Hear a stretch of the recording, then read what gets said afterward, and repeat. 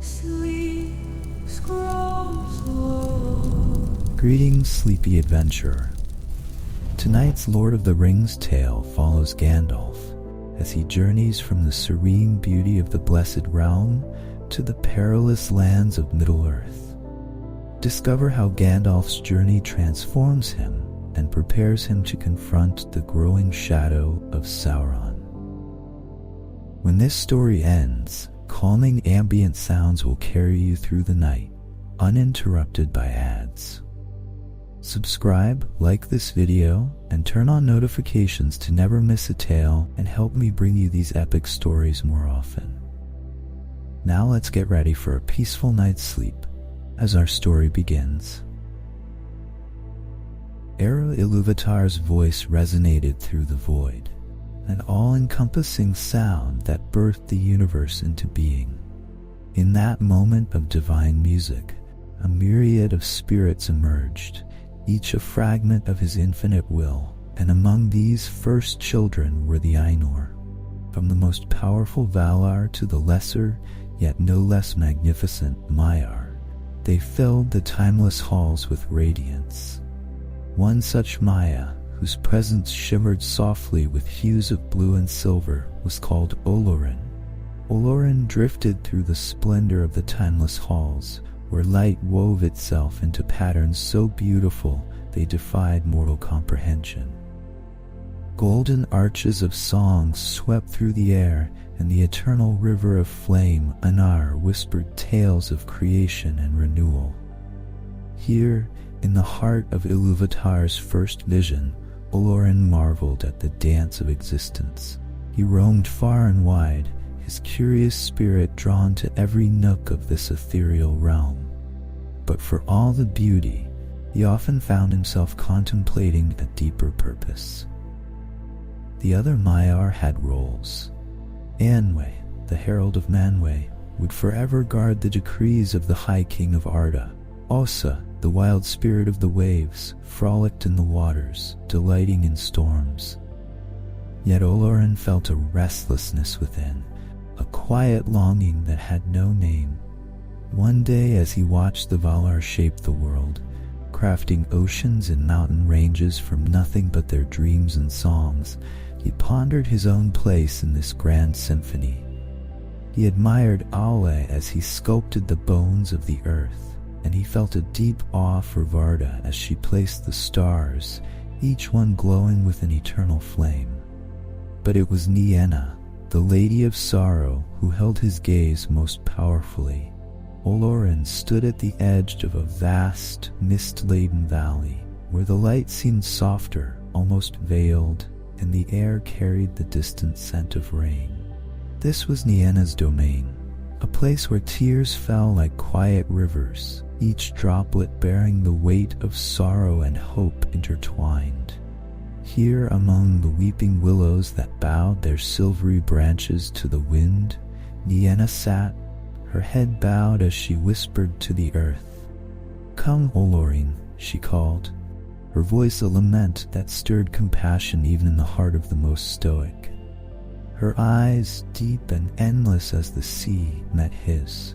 "You have wandered far, but now you must learn." He approached, his steps silent as the mist around him. Nienna's lessons were not of might or splendor, but of grief, the unending river of tears that cleansed and renewed. She taught him that even in the most profound sorrow lay a seed of hope.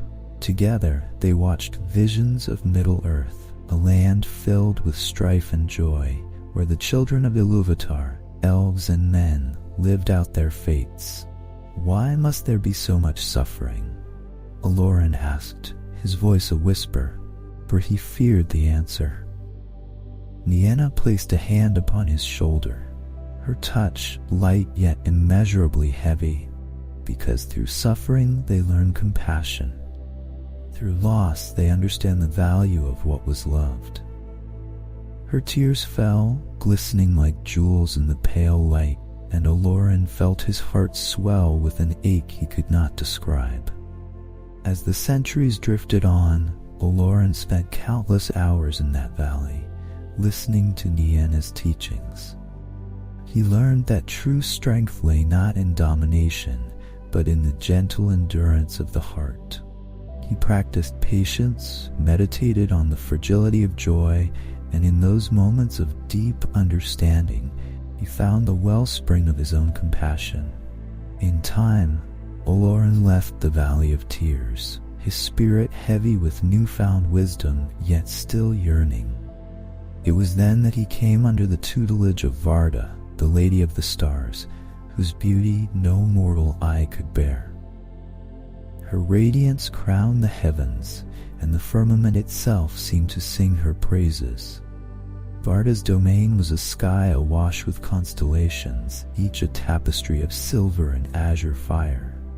The night here was more vivid than any dawn, and Olorin would sit beside her, gazing upward as she wove the stars into their appointed places. "Olorin," she said one evening, her voice bright as starlight, "you linger on the ground when you could soar among the stars. What troubles you?" He sighed, a breeze that stirred the stillness around them. "I see the beauty you have made, but I also see the darkness that threatens it. I long to do more."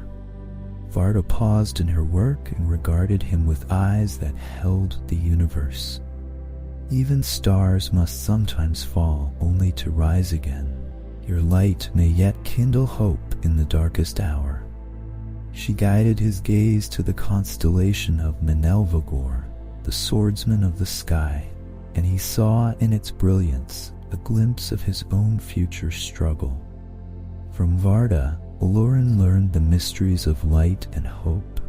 She showed him how even the smallest star could pierce the deepest shadow, and he realized that his strength lay not in overpowering darkness, but in enduring it. After his time under the teachings of Varda, Olorin wandered through the splendor of Valinor, his heart stirred by visions of what was to come. The golden woods of Lorien stretched in serene waves, where the air shimmered with the scent of golden blossoms, and the laughter of the Maiar rang like crystal chimes. Yet, despite the beauty of the blessed realm, Olorin's thoughts often drifted eastward, toward the world that lay beyond the sea, where the children of Iluvatar had awoken to a world of wonder and peril. Olorin felt a profound love for these beings, though he had yet to meet them in person. It was a love born of curiosity and empathy, a desire to nurture and uplift. He longed to reach across the vast expanse that separated Valinor from Middle-earth, to lend his wisdom and comfort to those who needed it most. So he did what he could. He became a whisper in the hearts of elves and men, a gentle voice that spoke of hope and courage. When a craftsman toiled in despair, Olorin's whisper guided his hand. When a mother wept for her lost child, his unseen presence brought the faintest glimmer of solace. When warriors trembled before a coming battle, his spirit steadied them, like the comforting warmth of a hand on their shoulder. Yet for all his subtle influence, Olorin felt the limits of his reach. He could not prevent tragedy, nor could he banish the darkness that crept ever closer from the east. This impotence gnawed at him, a quiet ache that deepened with each passing century. How small his whispers seemed against the shadow rising in Middle-earth, and how powerless he felt to stop it. One evening, as he lingered in the twilight gardens of Lorien, a soft voice interrupted his thoughts. It was Melian, another Maya who had once traveled to Middle-earth and become queen among the elves there. Her presence was a melody that soothed the heart, and her eyes, deep as forest pools, held a wisdom that came only from dwelling among the children of Iluvatar. "You are troubled, Olorin," she said, her voice like a lullaby carried on the breeze. "Why do you sigh as one weighed down by sorrow?" Olorin met her gaze, his silver-gray eyes filled with longing. I have seen glimpses of the world beyond these shores, he replied. I feel the suffering of those who live there, and I wish to help them, but I am bound by our laws. How can whispers and dreams stand against the darkness? Million smiled gently, a touch of sadness in her expression. Whispers can be seeds, Olorin, planted in the hearts of the brave. They may grow into mighty oaks, unbending and unbroken. Do not underestimate the strength of hope, even if it begins as the smallest flicker. Her words lingered with him, a reminder that even a whisper could carry weight beyond measure. And so Olorin continued, whispering wisdom and courage into the hearts of those who needed it most. Yet he could not shake the sense that one day his whispers would need to become something more. The splendor of Valinor, with its light-drenched hills and eternal peace, began to feel like a thin barrier separating Olorin from the encroaching shadow he sensed beyond. Whispers came from the farthest reaches of the west. The darkness in Middle-earth was growing, seeping into forests and poisoning rivers, twisting the hearts of the mighty and weak alike. Olorin often wandered the shores of Amon, where the waves of the sundering seas crashed against the shining sands. Here, he could look eastward and almost see the dim lands across the sea, shrouded in mists that no light of the blessed realm could penetrate. He would close his eyes and feel the pulse of Middle-earth, the growing despair that emanated from its lands and its people. Each beat was like a heavy drum in the night, a rhythm of doom that drew nearer with every passing age. One day, as Olorin stood upon these shores, he was joined by Manwë, Lord of the Winds and High King of the Valar. Manwë's presence was a majesty that filled the air with an electric stillness, as if even the wind bowed before him. His blue eyes, fathomless and wise, regarded Olorin with a solemn kindness. "You sense it too," Manwë said, his voice a deep current flowing over the waves. It was not a question, but a statement of shared knowledge. Olorin nodded, his heart heavy. "The darkness is growing, my lord. I feel it like a shadow upon my spirit. Sauron stirs once more, and his malice will consume Middle-earth if left unchecked." Manwë's gaze drifted eastward to lands unseen. Yes, Sauron has not been idle.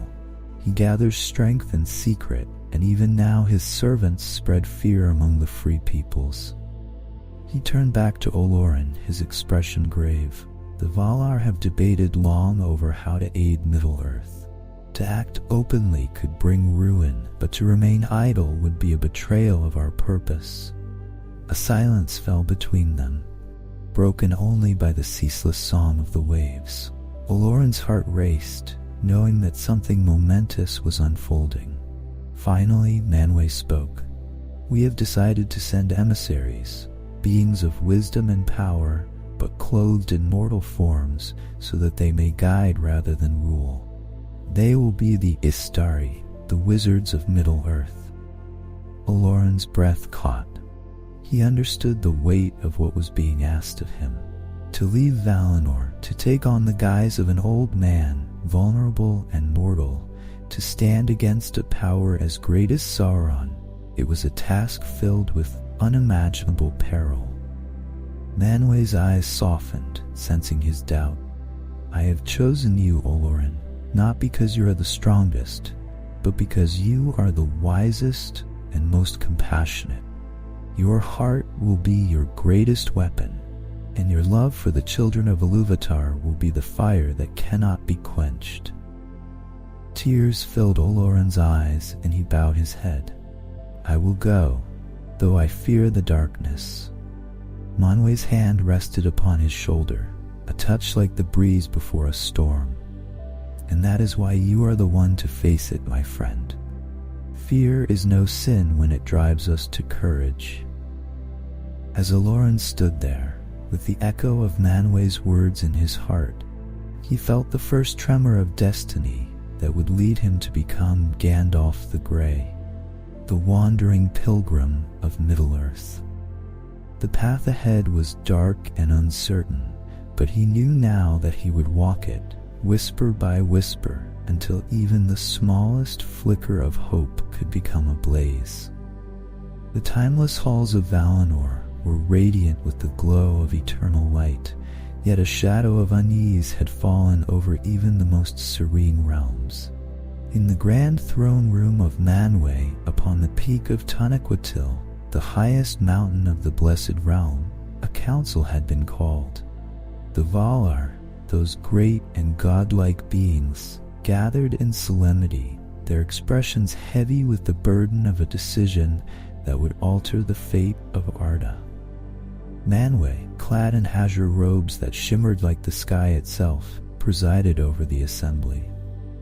His gaze swept across the room, where Varda, Lady of the Stars, sat beside him, her face a mask of calm, but her eyes flickering with the brightness of distant constellations. Ole, the smith, with hands of iron and a beard of copper, fidgeted in restless thought, while Yavanna, the giver of fruits, mourned the growing corruption spreading across Middle-earth. Nienna sat with tears flowing freely down her gentle cheeks, her grief mingling with the hope she never abandoned. "It is no longer a question of if we should act," Manwë declared, his voice a deep and resonant echo, "but how." Ulmo, Lord of Waters, stood from his seat, the sound of ocean waves seeming to fill the air around him. "I have long sent whispers to Middle-earth," he said, his eyes as gray and tumultuous as storm-tossed seas.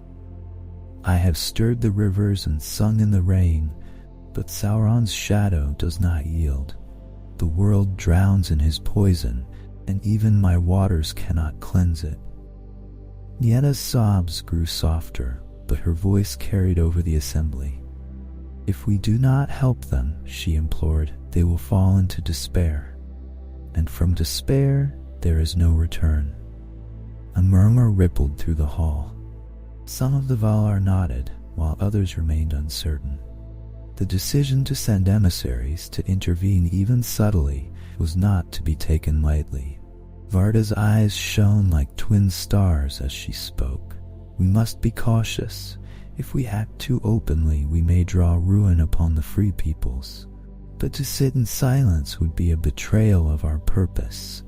We must send beings of wisdom and strength, guides who will inspire rather than command." Manwë turned his gaze to the far side of the hall, where the Maiar stood. Among them was Olorin, his face as calm as still water, though his heart trembled. Manwë's eyes lingered on him. "I have decided," Manwë said, "to send 5 emissaries to Middle-earth. They will be clothed in mortal forms, bound by the constraints of flesh, so that they may walk among the free peoples as counselors and friends, not as rulers. They shall be the Istari." The announcement sent a ripple of shock through the gathered Maiar. To take on a mortal form meant the loss of much of their power, the acceptance of vulnerability, and the danger of being tainted or destroyed by the evils they faced.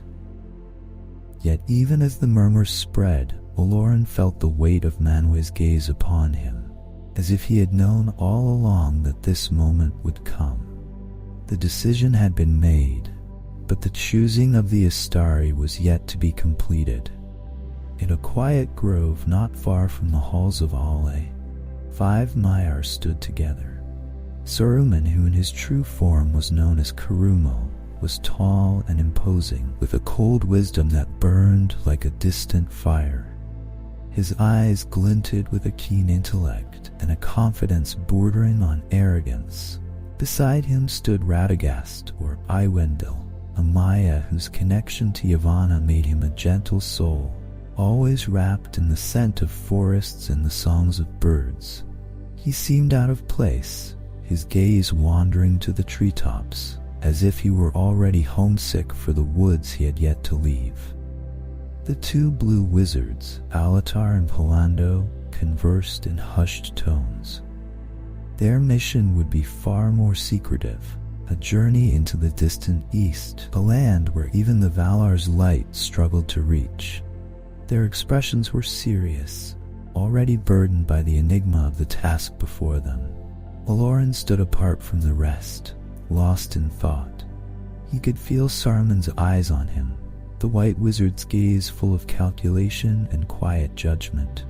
Saruman had always been the most confident, the most sure of his path.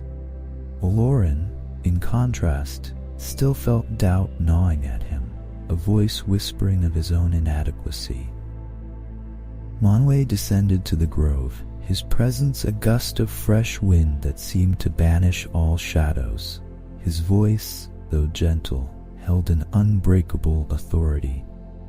"Kurumo, you shall be the chief of the order," he declared, and Saruman inclined his head with a satisfied gleam in his eyes. "LOTR and Polando, your path lies in the east where few dare to tread. Iwendil, you will be a friend to all living things, carrying the spirit of Yavanna into the wild places of the world." The Lord of the Winds turned to Olorin, and a hush fell over the grove. "Olorin," Manwë said, "you will go, though I know you have doubts."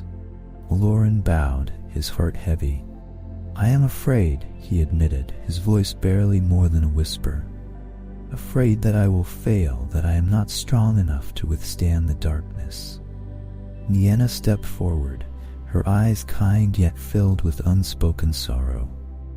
"That is why you must go, Olorin, for those who understand fear and sorrow are the ones who can bring true hope." Her tears, falling upon the earth, bloomed into small white flowers that trembled with a quiet, fragile beauty. Olorin closed his eyes and let the last of his resistance melt away. He had been chosen, not for strength of arms or might of magic, but for the wisdom born of compassion. And so he accepted his task, though the shadow loomed ever closer in his heart. When Olorin took his leave of Valinor, the skies above Amon were bathed in the golden glow of a setting sun, casting long shadows across the land. He stood upon a high cliff overlooking the sea, the waves crashing far below in an endless symphony. Nienna had come to bid him farewell, and her presence was as comforting as the gentle rain that fell around them. "I am still not sure," Olorin confessed, his voice catching in his throat. "How can one's spirit, even one as blessed as I, hope to stand against the might of Sauron?" Nienna's gaze was soft, yet her words carried a firmness that surprised him. "You will not be alone," she said. "There is strength and humility in the love you bear for the children of Iluvatar. Remember that even the smallest candle can hold back the darkness." She pressed a slender silver vial into his hand. It was filled with a shimmering light as pure as starlight. "Take this," she whispered, "a gift of hope for the darkest of hours." Olorin bowed low, his heart both heavy and lifted. As he turned to leave, he felt Nienna's tears fall upon his brow, a blessing and a burden he would carry with him forever. With a deep breath, he stepped into the vessel, prepared for his journey. It was a ship unlike any mortal could craft, its sails woven from the winds of Manwë, and its hull carved from the wood of Yavanna's most ancient trees. As the vessel sailed from the shores of Valinor, Olorin looked back only once, his heart aching with the knowledge that he might never return. And so he set out across the sundering seas, his Maya spirit wrapped in the form of an old man, his purpose both clear and uncertain. His journey had begun, and he would become Gandalf, the Grey Pilgrim, the wandering hope of Middle-earth.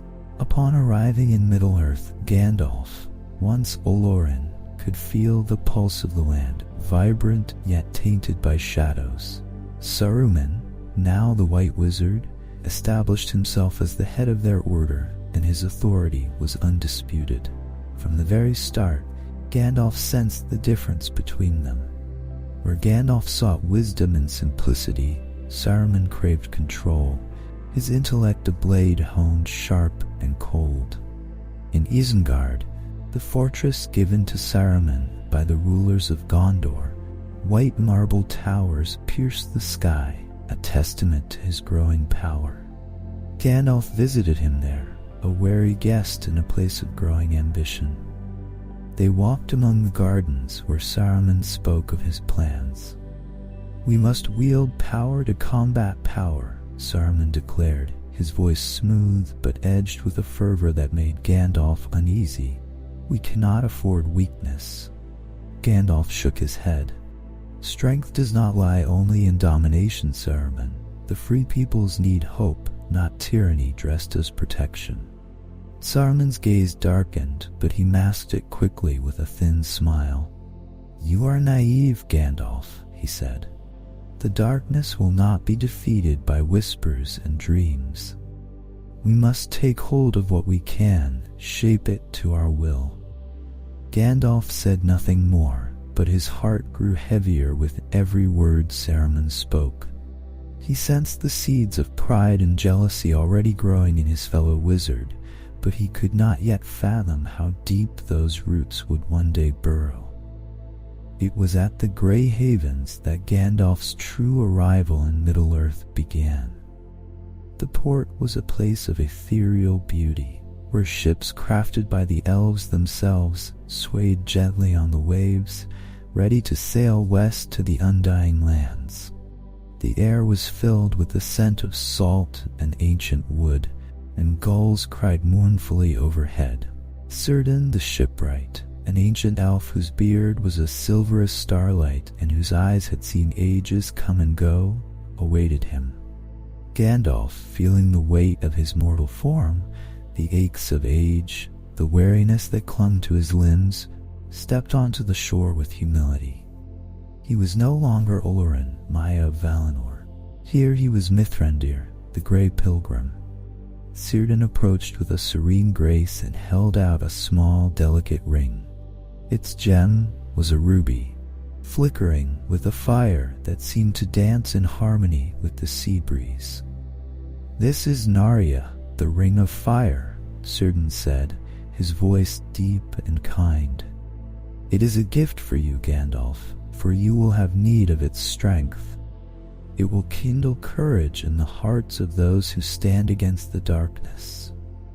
Gandalf took the ring with reverence, feeling the warmth of its fire spread through him.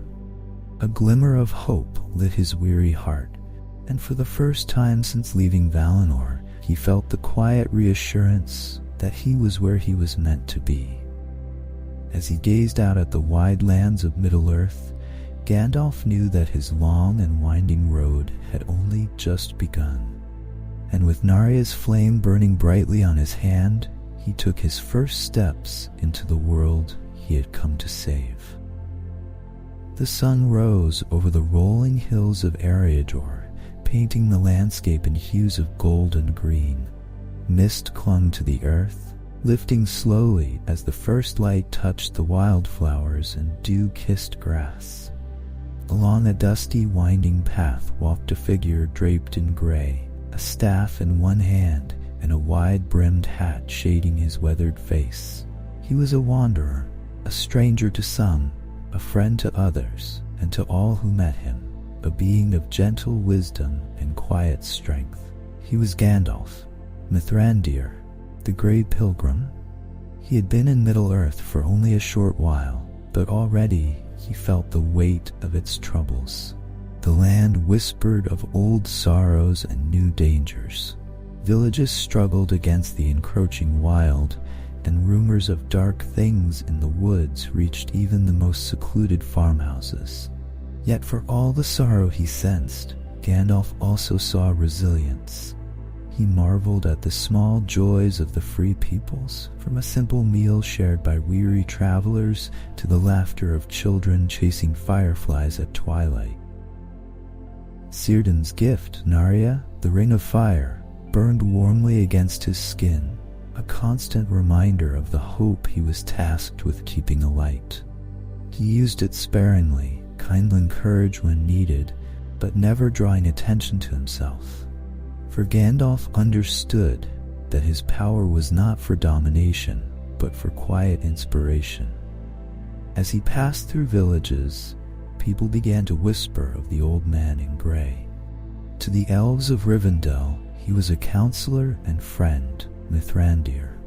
To the dwarves of the Blue Mountains, he became known as a wise and enigmatic figure, often found sharing pipeweed and tales by the hearth. To the men of the north, he was a wanderer, a bringer of warnings and hope alike. Each new name was a chapter in his growing legend, yet none of them captured the whole truth of who he was. One evening, he found himself at the Prancing Pony in Bree, where travelers and traders gathered under the watchful eye of Barlaam Butterbur. The inn was alive with the scent of ale and the sound of raucous laughter, a welcome respite from the long, lonely roads Gandalf often traveled. As he sat by the fire, puffing thoughtfully on his pipe, a young boy approached, wide-eyed and full of curiosity. "What's your name, sir?" the boy asked, his voice innocent yet bold. Gandalf smiled, his eyes twinkling with mirth.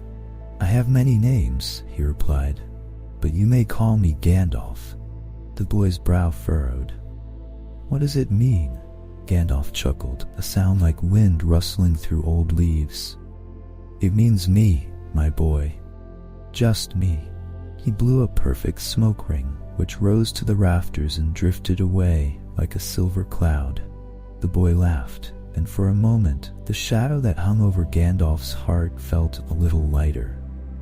Such were the simple joys he cherished, the small moments of wonder and connection that kept him going.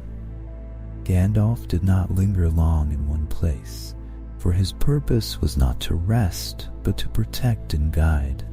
From the northern plains of Forodwaith to the warm green fields of Gondor, he traveled tirelessly. His journeys took him to the elves, the dwarves, and the scattered tribes of men, each with their own struggles and triumphs.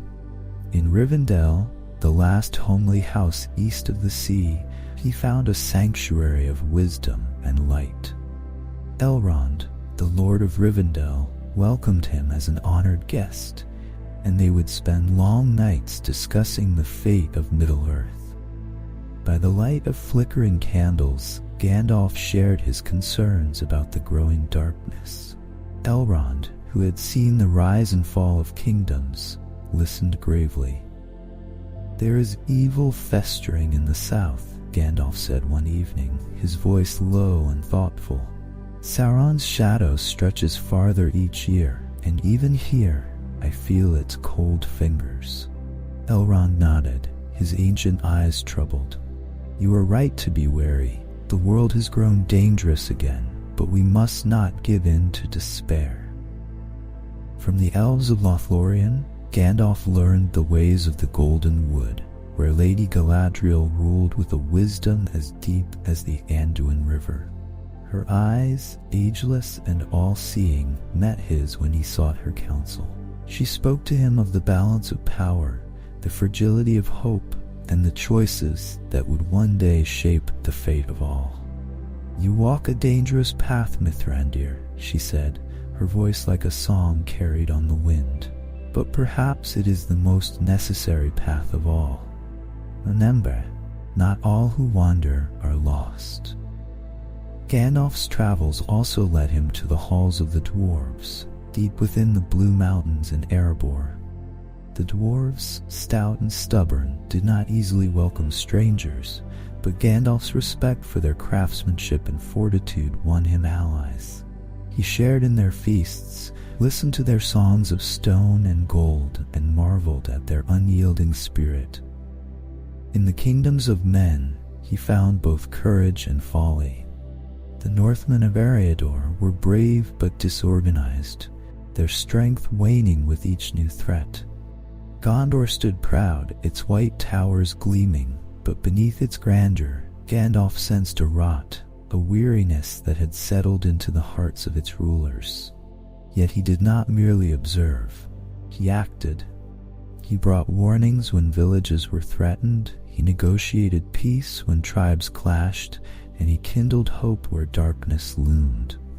Narya's power pulsed at his command, subtle and unseen, but always there to strengthen the hearts of those who needed it most.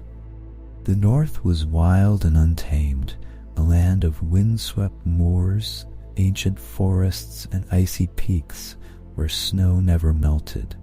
It was here that Gandalf found allies in the Dunedain Rangers, the last remnants of the noble line of Numenor.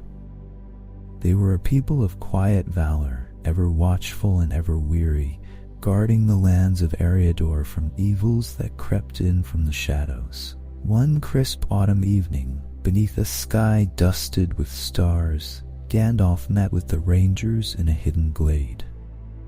Their leader was a man named Arathorn, his stern face lined with worry, but his gray eyes bright with determination. Around him stood his kin, clad in dark cloaks and armed with blades that had known many battles.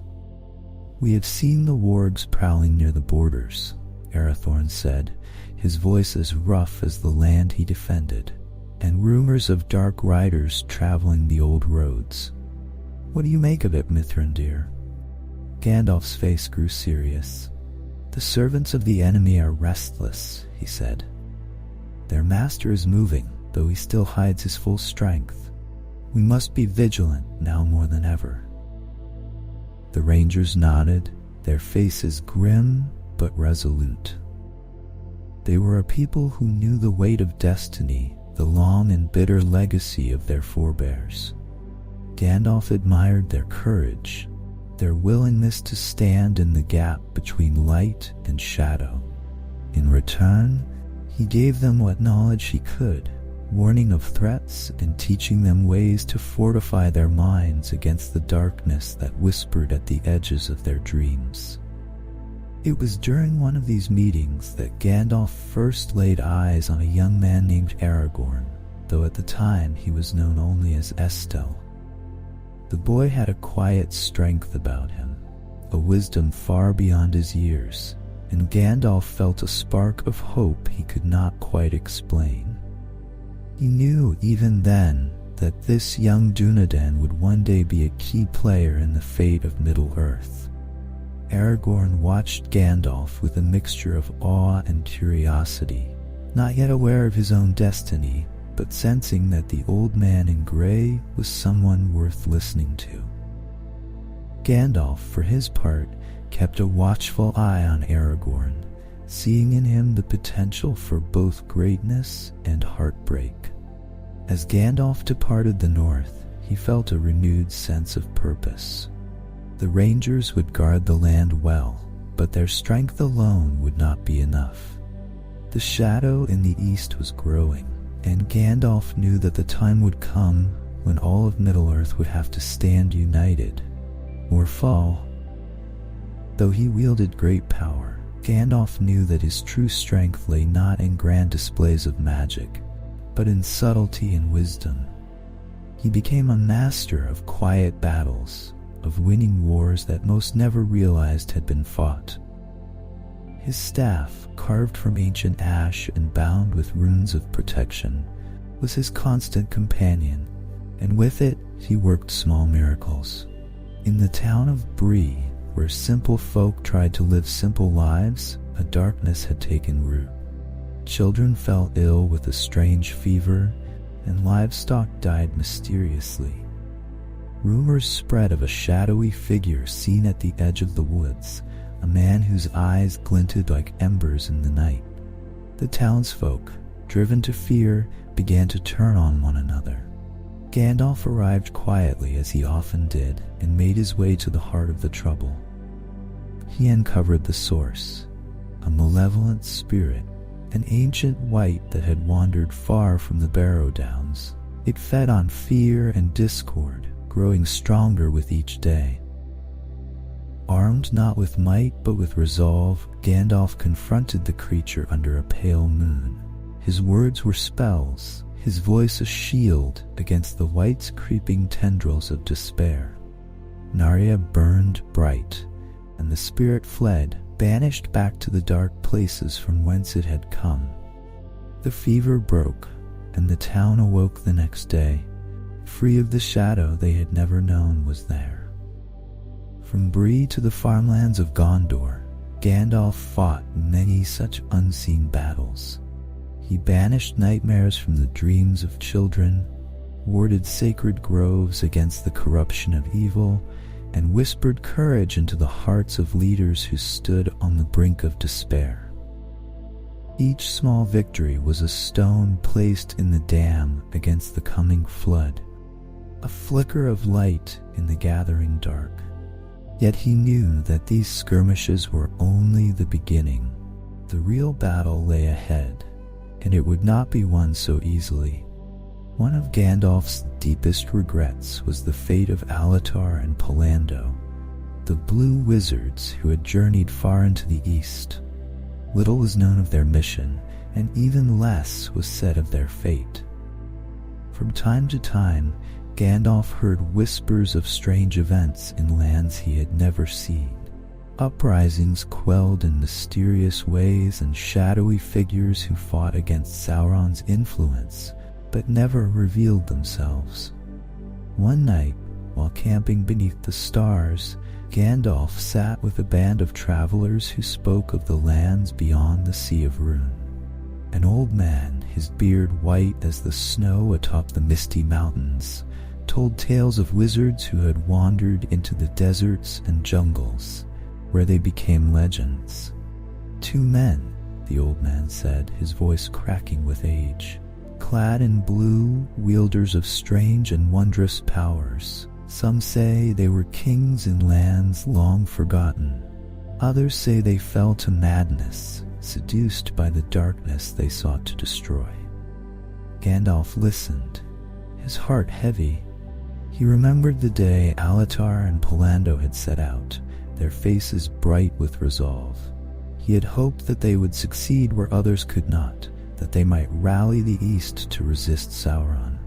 But now, hearing the fragmented stories, he feared the worst. Had they fallen?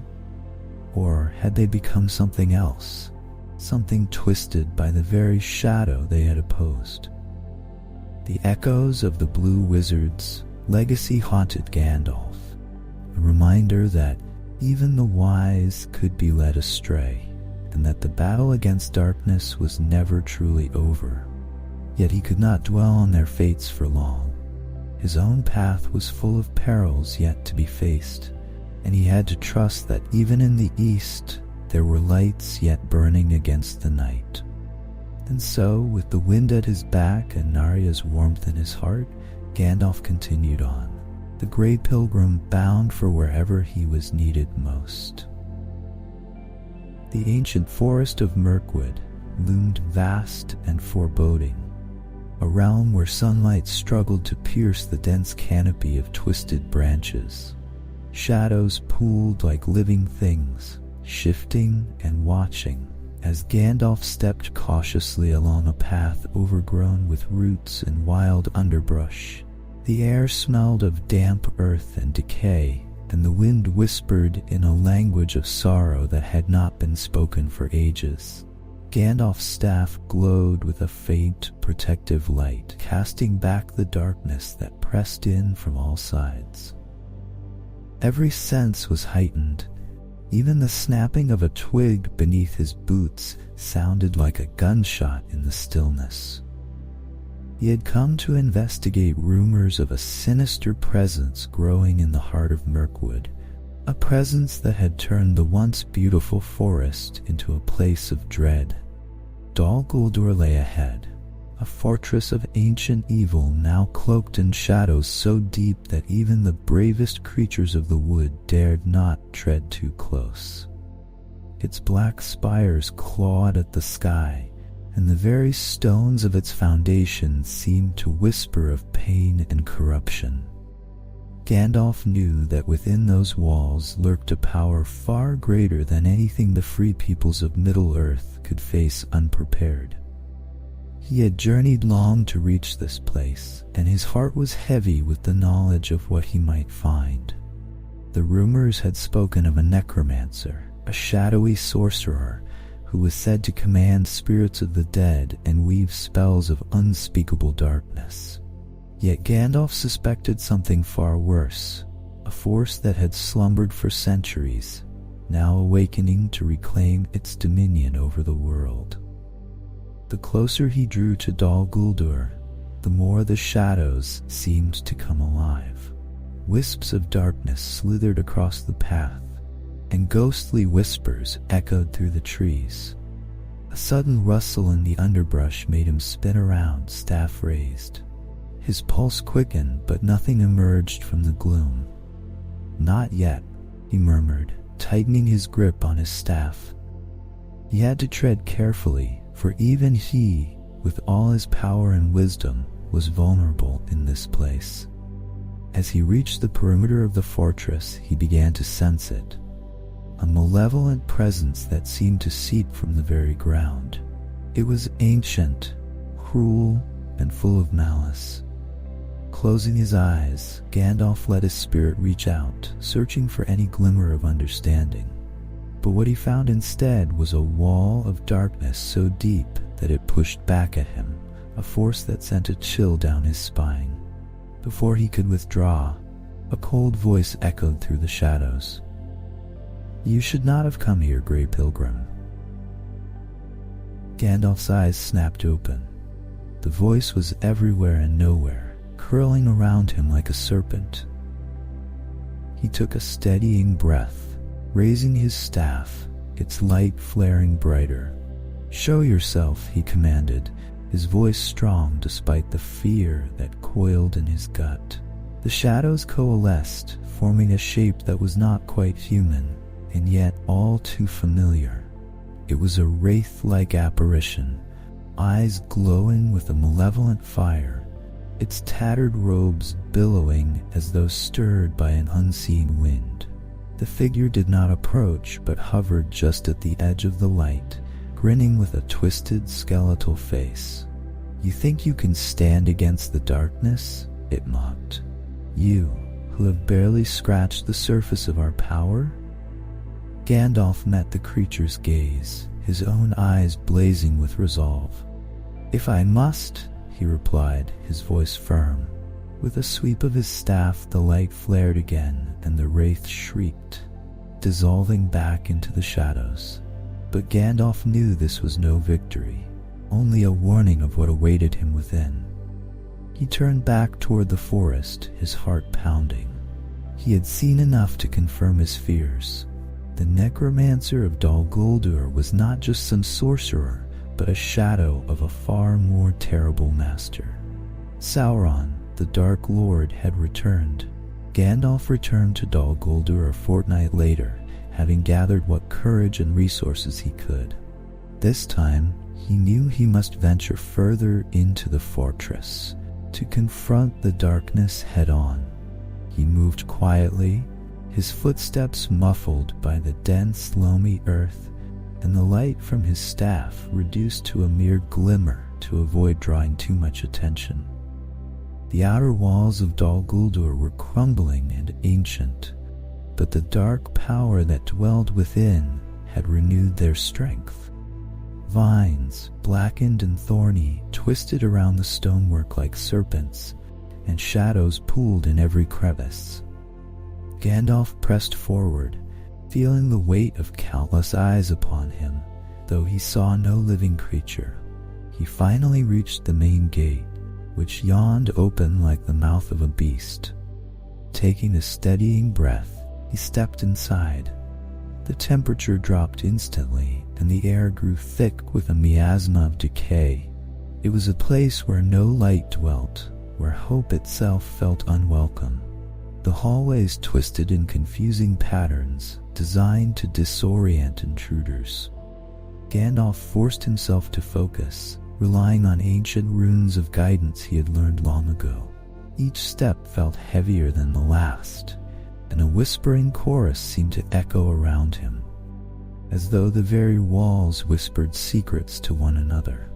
He reached the heart of the fortress, a vast chamber shrouded in shadows so thick they seemed solid. At its center stood a throne of black iron, etched with runes of dread, and upon that throne sat a figure cloaked in shadow, the necromancer. The shadow-shrouded form did not move, but Gandalf could feel its presence enveloping the chamber, pressing down on him.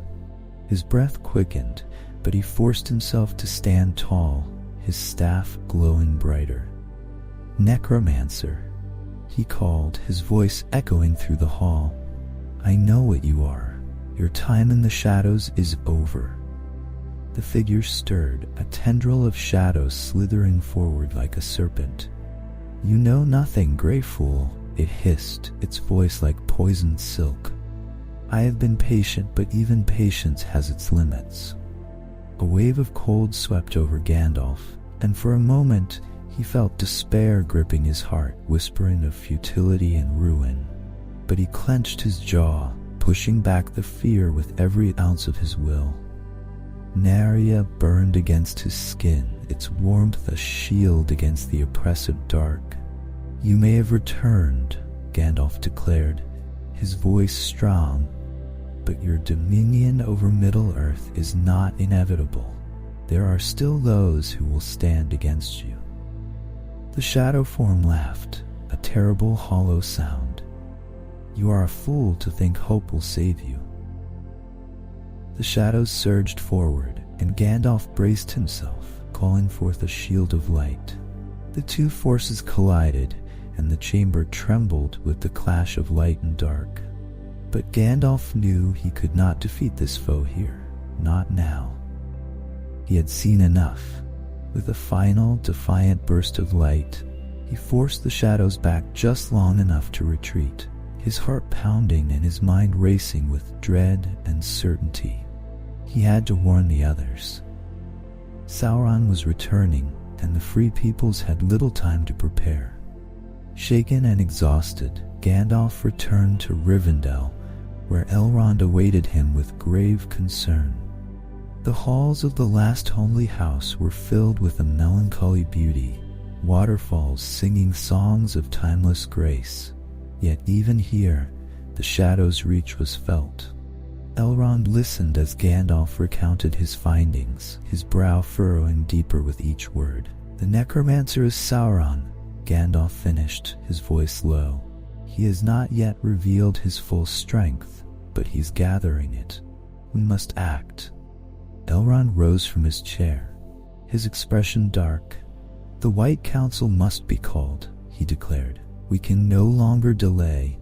If we are to have any hope of defeating him, we must strike now." Messages were sent to Lothlorien, summoning Lady Galadriel and her wisdom. Saruman, too, was summoned, for he held great authority as the head of their order. Even Radagast was asked to leave his forest and bring what knowledge he could. The council would meet and a decision would be made. Days later, in a grove lit by the silver light of the moon, the White Council convened. Galadriel, radiant and ageless, stood beside Elrond, her eyes as deep as the sea. Saruman arrived in robes of pristine white, his staff gleaming, but there was a shadow in his gaze, a flicker of something that Gandalf could not yet name. "We face an enemy of great power," Gandalf said, addressing the council. "We must strike at Dol Guldur, drive Sauron from his stronghold before he grows too strong." Saruman frowned, his voice smooth but laced with arrogance. "Are we certain it is Sauron?" he asked. "Perhaps it is merely a shadow of his former self, a trick of fear. To act hastily may do more harm than good." Gandalf's eyes narrowed. He felt frustration simmering beneath his calm exterior. "I have seen his power, Saruman. We must act now." Galadriel's voice was like a gentle breeze. Wisdom often lies in action as much as in patience, she said. We cannot afford to let this shadow spread unchecked. Saruman's lips tightened, but he said nothing more. Gandalf sensed the growing rift between them, yet he did not fully understand the depth of Saruman's ambition. Not yet. The council ultimately agreed to act, though Saruman's reluctance was clear. They would strike at Dol Guldur and drive Sauron into the open, hoping to weaken his hold on Middle-earth.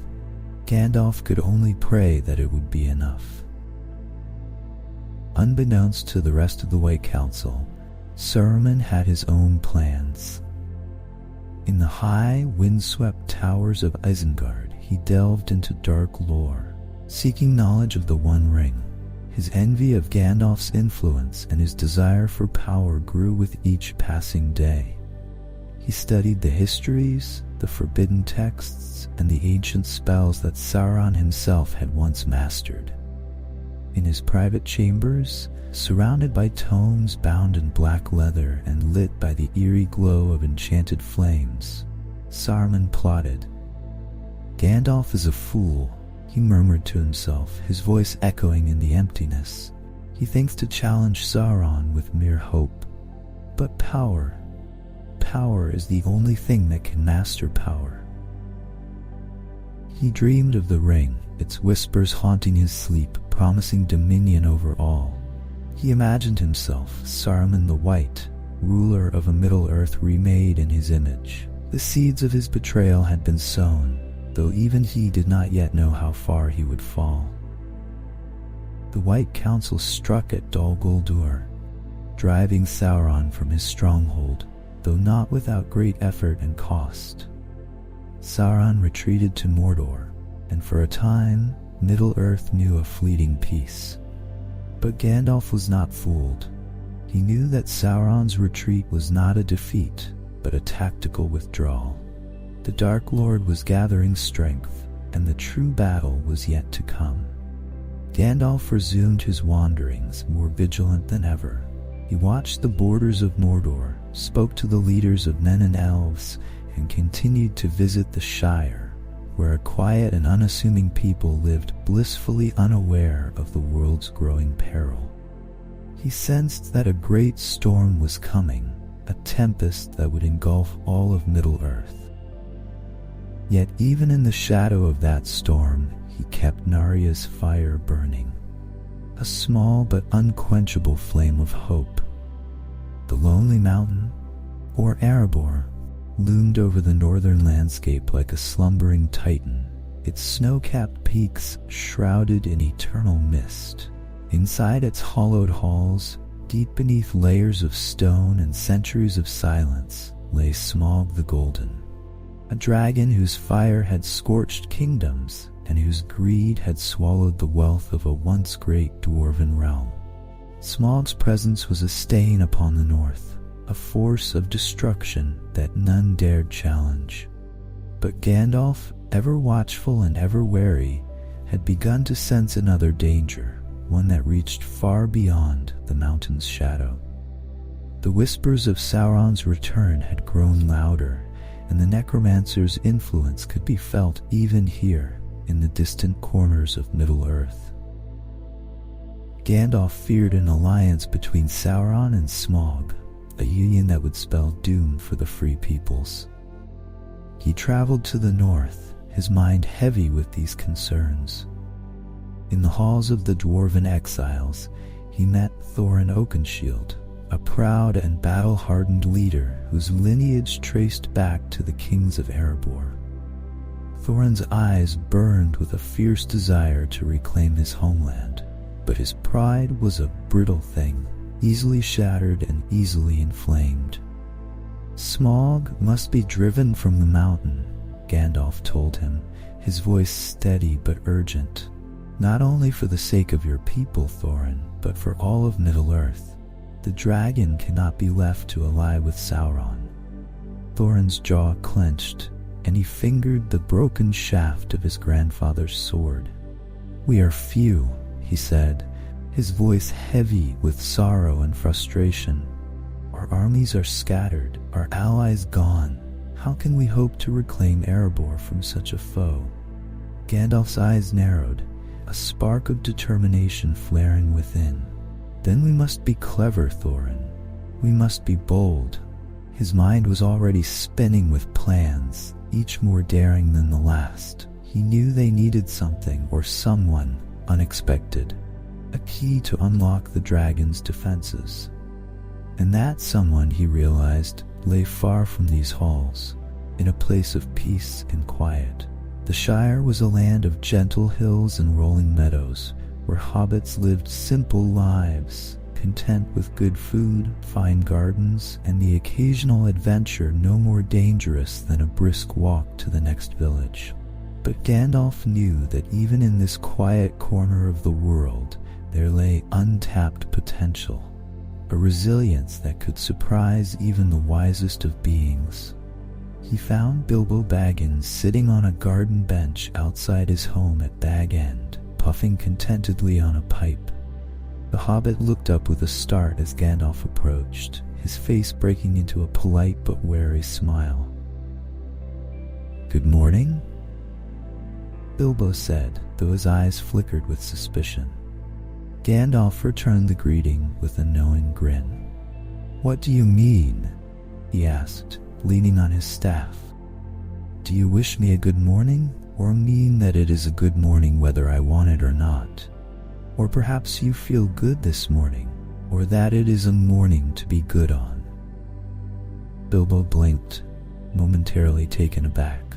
"All of them at once, I suppose," he replied, a touch defensively. Gandalf chuckled, a sound like the creaking of an ancient tree in the wind. "Ah, but where I come from, a morning like this is full of possibilities." His gaze swept over the Shire, and he saw not only the beauty of the land, but the sturdy, if hidden, strength of its people. "How would you like to share in a great adventure?" Bilbo frowned, his brow furrowing. "An adventure?" He shook his head, as if to clear the very idea from his mind. "Nasty, disturbing, uncomfortable things make you late for dinner." "No, I don't think I want any adventures, thank you." Gandalf's eyes twinkled with mischief. "But you are not the hobbit you think you are," he said softly, and for a moment Bilbo felt something stir within him, a spark of curiosity, quickly snuffed out by years of contentment. Gandalf pressed on. "I am looking for someone to share in an adventure that may change the fate of the world." Bilbo tried to refuse, but Gandalf's persistence and the hobbit's own buried sense of wonder worked their magic. Soon, Bilbo found himself swept up in a whirlwind of dwarves, maps, and a quest he barely understood. Thorin and his company arrived at Bag End, and the once quiet hobbit hole became a place of songs, plans, and a camaraderie that was at once baffling and exhilarating. In the end, Bilbo agreed, though he did not know why. Perhaps it was Gandalf's confidence, or the pull of something greater than himself, something he had never dared dream of. As they set out from the Shire, Gandalf watched Bilbo with a mixture of hope and trepidation. He knew the little hobbit was more than he appeared, but whether Bilbo would rise to the occasion remained to be seen. The journey was not without its dangers, and Gandalf was quick to prove his worth. As the company made their way east, they soon found themselves facing 3 enormous trolls, creatures as dim-witted as they were deadly. The trolls had captured Thorin's company, and Bilbo, in a desperate attempt to help, found himself in over his head. Gandalf arrived just in time.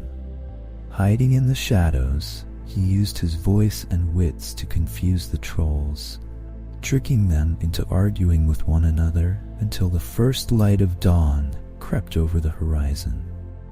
The trolls, caught unawares, turned to stone where they stood, their foul forms petrified forever in the morning light. The company was saved, but Gandalf knew the road ahead would only grow more perilous.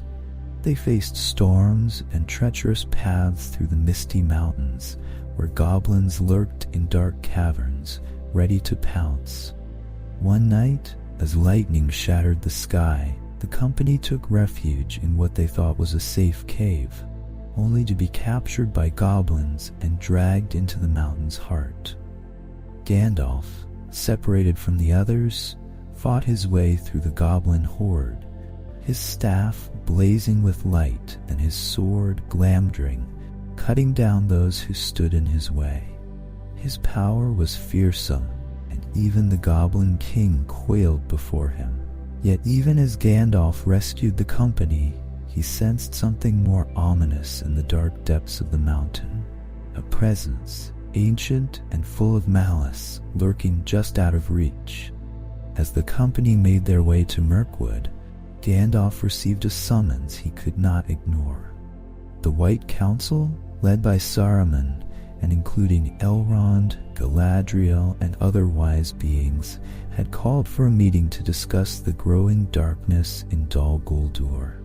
Reluctantly, Gandalf prepared to leave Thorin and his companions, knowing that his duty to the greater cause must come first. Before he departed, he spoke with Thorin in private.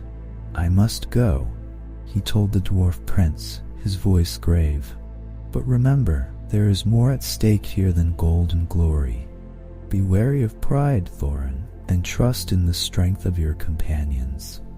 Thorin's face was set in a hard line, his pride stung by Gandalf's words. But he nodded, if only to hide his uncertainty. Gandalf left the company with a heavy heart, wondering if he had done enough to prepare them for the trials to come. He made his way swiftly to the meeting place of the White Council, a hidden glade bathed in moonlight and silence. There, Saruman presided over the gathering, his presence commanding and authoritative. Yet, Gandalf could not shake the feeling that something in Saruman had changed, a subtle darkness that lurked behind his polished words. "We must drive the necromancer from Dol Guldur," Gandalf insisted, recounting all he had seen in Mirkwood. "He is no mere sorcerer, but Sauron himself, gathering his strength for war." Saruman frowned, his eyes narrowing. "We must be cautious," he said, his voice smooth but full of underlying tension. "We cannot act rashly. The enemy is cunning, and we must be more cunning still." Galadriel, her gaze luminous and unyielding, spoke in Gandalf's defense. "Caution is wise, but inaction is not," she said. "The shadow will not wait for us to be ready." The council debated late into the night, and in the end, they agreed to strike. But Gandalf could not shake his unease, for he saw how Saruman's reluctance concealed something deeper, a web of schemes that had yet to be revealed. The White Council gathered their strength and marched upon Dol Guldur, their combined power a force to be reckoned with. Gandalf, Galadriel, Elrond, and Saruman stood at the forefront, their magic clashing with the fortress's dark defenses. The battle was fierce, a storm of light and shadow that shook the very earth. Galadriel's power was like the rising sun, banishing darkness with a purity that left even the most twisted spirits quailing. Elrond's mastery of ancient runes and wards held back the dark sorceries, while Gandalf wielded Narya's flame to inspire their allies and burn away the creeping fear. Saruman, too, fought with formidable strength, but Gandalf noticed how his magic seemed to linger, almost as if savoring the dark power they were fighting. The fortress shuddered under their onslaught, and Sauron, not yet ready to reveal his full might, was forced to retreat to Mordor. The necromancer's stronghold crumbled, but Gandalf knew this was only a temporary reprieve. As the dust settled and the echoes of battle faded, the White Council stood victorious but weary. Sauron had fled, but his shadow remained, stretching toward the lands of men and the kingdoms of elves and dwarves. Gandalf could feel the weight of what was yet to come, and he knew their work was far from over. He left the council with a heavy heart, his mind already returning to the company he had left behind. Thorin and his companions were still out there, vulnerable and in need of his guidance. He hurried back toward Mirkwood, praying he would not be too late, for he knew that in the north the dragon still slept, and soon its fire would awaken. The air was thick with tension as the White Council gathered at the borders of Mirkwood, the trees swaying like restless sentinels beneath a sky bruised with storm clouds. Gandalf stood beside Galadriel and Elrond, his staff glowing faintly with a protective light.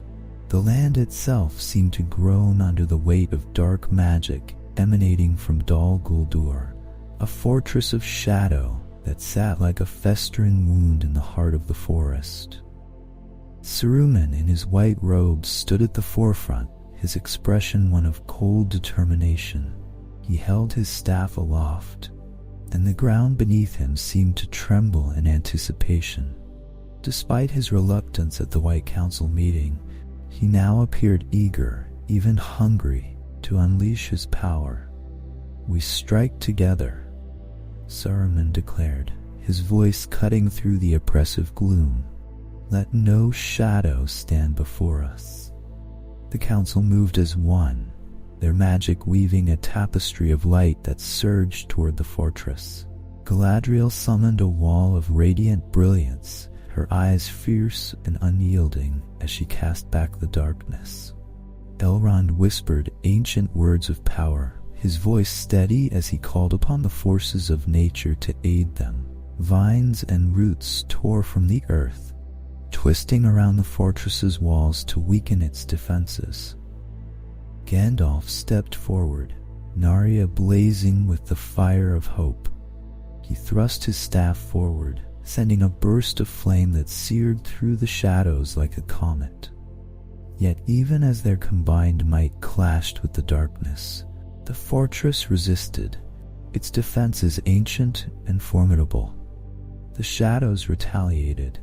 From Dol Guldur's black spires, tendrils of dark energy lashed out, twisting and writhing like serpents. Wraiths emerged from the gloom, their spectral forms wreathed in icy mist. They shrieked, their cries a cacophony of despair, and lunged toward the White Council. Gandalf gritted his teeth and raised his staff, a shield of light forming around him just in time to repel the attack.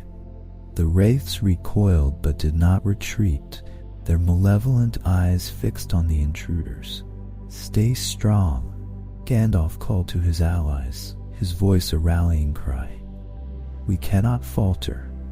Galadriel's eyes blazed as she unleashed a wave of power that disintegrated the nearest wraiths, her presence a beacon of purity in the sea of darkness. Saruman struck with fierce intensity, his staff crackling with white fire. Yet Gandalf could not shake the feeling that Saruman's magic held a strange, almost possessive quality, as though he reveled in the destruction he wrought. Despite the strength of Dol Guldur's defenses, the White Council's assault was relentless. The fortress trembled as the combined magic of the council tore through its foundations. The darkness wavered, and for the first time in centuries, the necromancer's stronghold seemed vulnerable. In the heart of the fortress, Sauron's shadow stirred, his malice boiling over in a rage so potent it sent shivers through the air. But he was not yet ready to face the council openly. His plans were unfinished, his power not fully regained. With a final, shuddering tremor, he withdrew, his essence fleeing eastward to Mordor, where the true stronghold of his dominion awaited. The shadows began to thin, the wraiths vanishing like mist in the morning sun. Dol Guldur, stripped of its master, crumbled in defeat, though the echoes of Sauron's retreat lingered, a promise of the battles yet to come. Gandalf lowered his staff, his heart heavy despite their victory. The reprieve was temporary, he knew. Sauron had not been destroyed, only displaced, and now he would gather his strength in Mordor where the final war would be fought. Galadriel's light dimmed, and she turned to Gandalf, her gaze somber. "We have bought time," she said, her voice as soft and grave as the rustling leaves. "But only time." Gandalf nodded, feeling the weight of her words settle over him. "And we must use it well." Leaving the ruins of Dol Guldur behind, Gandalf made haste to rejoin Thorin and his company. His thoughts were clouded with worry, for he had been away from them far too long. He traveled swiftly, his path taking him through the borders of Mirkwood and into the shadow of the Lonely Mountain. Erebor rose before him, its mighty form an unyielding bastion of stone and memory. The dragon, Smaug, still slumbered within, a menace that could not be ignored. As Gandalf approached the camp of the dwarves, he was relieved to find that they were still in one piece, though the trials of the journey had left their mark. Thorin greeted Gandalf with a mixture of relief and barely concealed impatience. "You have returned," the dwarf prince said, his voice edged with tension. "We feared the worst." Gandalf met Thorin's gaze, his own lined face showing both fatigue and resolve. "I have done what I could," he replied, "but our journey is not yet over. The dragon still waits, and we must be prepared for what comes next." He took Bilbo aside that evening, the hobbit looking more worn and anxious than when they had left the Shire. "You've done well, Bilbo," Gandalf said, a note of pride in his voice. "But I fear that our greatest test is yet to come. Keep your courage close and trust your heart." Bilbo nodded, though his hands trembled slightly. He had already seen more peril than he had ever imagined, and the thought of facing a dragon was almost too much to bear. Yet Gandalf's confidence steadied him, and he resolved to see the quest through, whatever the cost. The following days were a whirlwind of preparation. Thorin and the dwarves readied themselves for the confrontation with Smaug, their determination as solid as the stone halls of Erebor. Gandalf offered what counsel he could, though he knew that this battle was not one he could fight for them. Smaug's wrath would be theirs to face, and the outcome lay in their hands. When the time came, Bilbo crept into the dragon's lair, his small figure swallowed by the immense shadows of the treasure hoard. Gandalf waited outside with the dwarves, each breath a prayer for the hobbit's safety.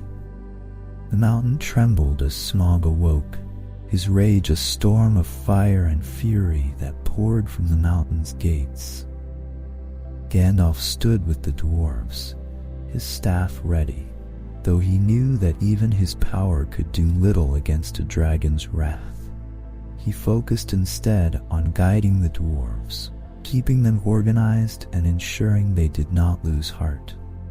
The fire roared and the sky above turned crimson as Smaug took to the air, his wings casting an enormous shadow over the land. The battle that followed was fierce and desperate. The town of Lake Town lay in Smaug's path, and Gandalf could only watch from afar as the dragon rained destruction upon it. Yet amid the chaos, he felt the faintest flicker of hope. Bard the bowman, a man of Lake Town, had taken up the black arrow, a weapon of old. Gandalf's breath caught as he watched Bard loose the arrow.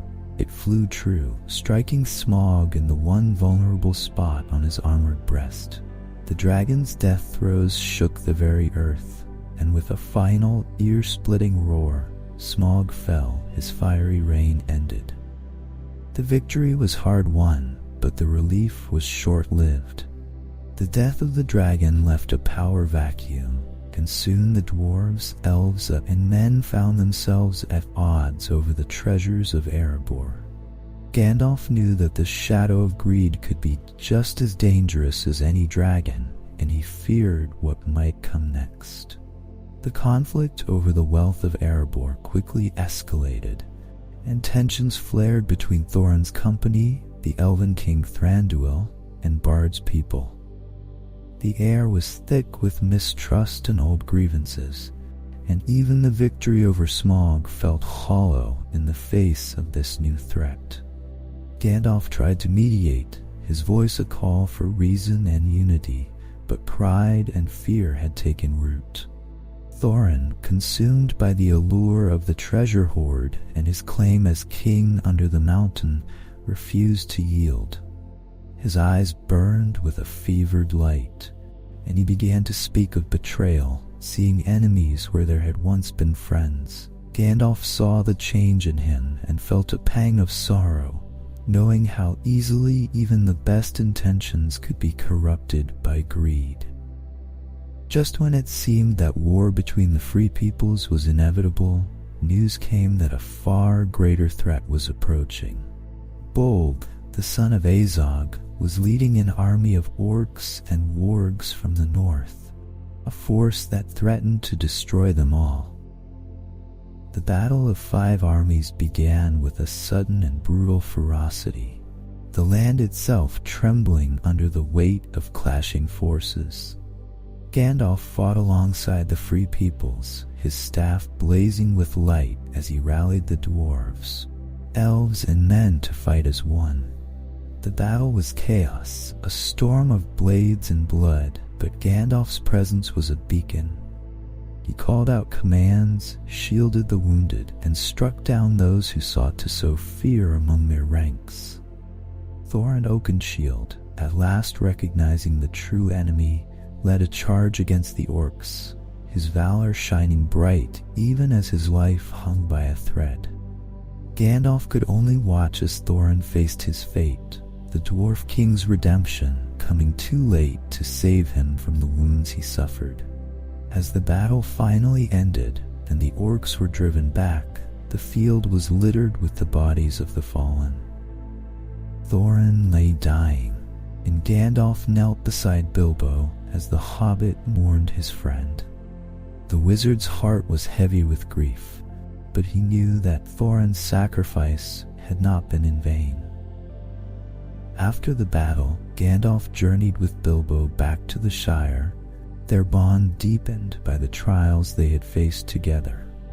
Yet even as they traveled, Gandalf's mind remained on the greater shadow that loomed in the east. Sauron had returned to Mordor, and the battle for Middle-earth was far from over.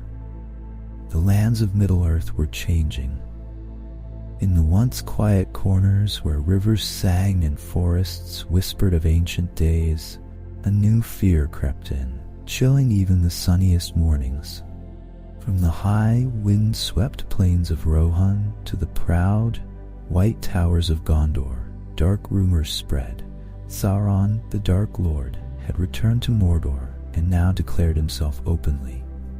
The Black Land burned with renewed purpose, the fires of Mount Doom casting a blood-red glow that could be seen even from the borders of Ithilien.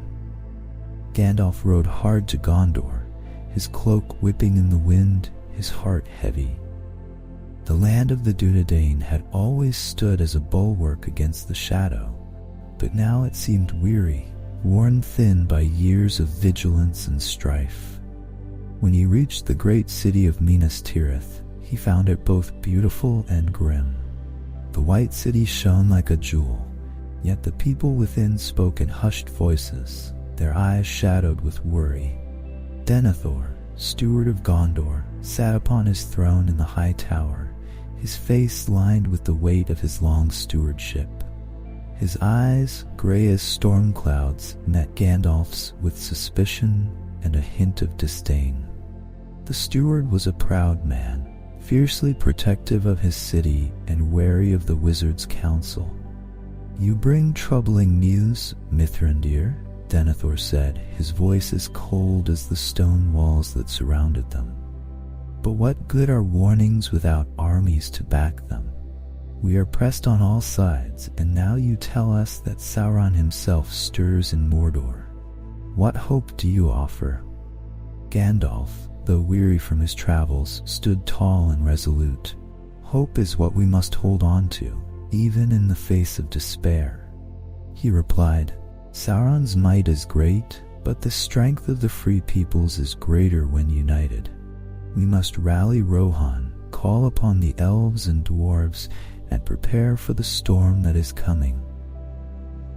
Denethor's lip curled in a bitter smile. "Rohan? They are beset by troubles of their own, and the elves are fading from this world. Gondor stands alone, as it always has." Gandalf felt the weight of the steward's defeatism, but did not waver. "You may yet find allies in unexpected places," he said, his voice firm. "But if you let your pride blind you, Denethor, then Gondor may fall." The meeting ended with no promise of aid from the steward, and Gandalf left the White Tower with a heavy heart. As he gazed out over the city, he knew that the growing shadow of Mordor would not be held back by walls or pride alone. Time was running out, and the world needed more than just words and wisdom. It needed heroes. While Gondor grappled with the news of Sauron's return, Gandalf turned his attention to Rohan, a land of horse lords and wide rolling plains. Yet even here the shadows had taken root. The once proud kingdom of Rohan was crumbling from within, weakened by betrayal and the whispers of a serpent's tongue. Gandalf rode to Edoras, where the golden hall of Meduseld stood like a lonely crown atop a hill. But the warmth of that hall had been extinguished. King Theoden, once a strong and noble ruler, now sat hunched upon his throne, his face pale and lined with an unnatural weariness. At his side stood Grima Wormtongue, a man whose words dripped with poison and whose eyes gleamed with sinister intent. Gandalf approached the throne, his staff in hand, and felt the oppressive magic that clung to the king like a dark shroud. Grima sneered, stepping forward with a mocking bow. "Mithrandir," he drawled, his voice as slick as oil. "You come to trouble our king with tales of doom and shadow?" Gandalf's eyes narrowed, his patience thinning. "Theoden King," he called out, his voice strong and clear, "your people are in peril. They need their king to be strong, to ride at the head of his riders and defend the land from the darkness that comes." Theoden's gaze flickered, as though some spark of his old self fought to break free, but Grima's hand tightened on the king's arm. "You see, my lord," Grima whispered, leaning close to Theoden, "this old conjurer brings only trouble. He seeks to unseat you, to spread discord." Gandalf's temper flared, and his voice rang out like a thunderclap. "Your words are lies, Wormtongue, and your counsel is poison." He took a step forward, raising his staff, and for a moment the hall seemed to brighten. Grima shrank back, but Theoden remained still, his spirit too weighed down by the enchantment that bound him. Gandalf knew that more than words would be needed to break Saruman's hold over the king. The White Wizard had betrayed them all, using his magic to subjugate Rohan and align himself with Sauron's designs. The betrayal stung deeply, for Gandalf had once trusted Saruman as the leader of their order. Now he saw only ambition and corruption where wisdom should have been. With a heavy heart, Gandalf left Edoras, but he vowed to return. The people of Rohan would not be abandoned, even if their king could not yet be saved. As the shadow darkened over Gondor and Rohan, Gandalf sought out an old ally, a man who had wandered the wilds for many years, protecting the free peoples from threats both seen and unseen. This man was Aragorn, son of Arathorn, the last of the line of Isildur and the rightful heir to the throne of Gondor. To most, he was simply known as Strider, a ranger of the north, but to Gandalf, he was a beacon of hope. They met under the boughs of a great oak in Eriador, where the stars shone down like watchful eyes. Aragorn, clad in weathered leather and a cloak of green and gray, listened intently as Gandalf spoke of Sauron's open declaration and the growing need for unity. "Sauron gathers his forces," Gandalf said, his voice low but urgent. "The time is coming when all must choose to stand together or be swept away. And you, Aragorn, must prepare to take up the mantle that is your birthright." Aragorn's eyes, gray and thoughtful, held the weight of his lineage and the burden of his destiny. "I have long guarded the north," he replied, his voice steady but tinged with sorrow. "But I am not yet king, Gandalf. The people of Gondor do not know me, nor do they trust me." Gandalf placed a hand on Aragorn's shoulder, his grip firm. "You may not yet wear the crown, but your heart is that of a king. Denethor's pride blinds him, but Gondor will need you when the hour is darkest. Prepare your rangers, strengthen your alliances, and watch over the Shire. The hobbits there hold more importance than you know." Aragorn inclined his head, a flicker of determination in his eyes. "I will do as you ask," he vowed. "My sword is yours, and my loyalty is to the free peoples of Middle-earth." As they parted, Gandalf felt a small but crucial sense of reassurance. Aragorn was a leader worth following, and his strength would be needed in the days to come. The Ranger's pledge was a light in the gathering dark, a promise that not all hope was lost. The Shire, with its emerald hills and quiet villages, seemed untouched by the worries of the world. Yet Gandalf knew that even this idyllic land was not beyond Sauron's reach. He traveled often to the Shire, his visits frequent enough that the hobbits no longer marveled at the sight of the old wizard riding down their roads. He had become a familiar figure, if an eccentric one, known for his fireworks and fondness for the most unlikely of folk. One afternoon, as he walked along the banks of the Brandywine River, Gandalf encountered Frodo Baggins, Bilbo's young and spirited nephew.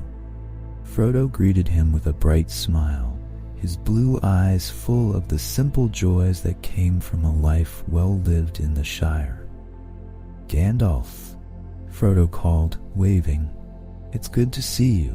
Are you here for another party, or have you more fireworks to amaze us with?" Gandalf chuckled, though the warmth in his eyes was tinged with a hidden worry. "Ah, Frodo," he said, leaning on his staff. "I'm afraid I've come for more serious matters, though the thought of a party is always tempting." Frodo tilted his head, sensing the gravity in the wizard's tone. "Is something wrong?" he asked, his voice softening. Gandalf paused, looking out over the river and the land that stretched beyond it. "There are troubles in the world beyond the Shire, troubles that may one day find their way even here. I came to ensure that all is well, and to remind you to take care of your Uncle Bilbo. His heart carries a heavier burden than you know." Frodo nodded, his youthful face thoughtful. "I will, Gandalf. You can trust me." Gandalf's gaze lingered on Frodo, and he felt a pang of foreboding. The ring, still in Bilbo's possession, was a secret he had begun to understand far too well.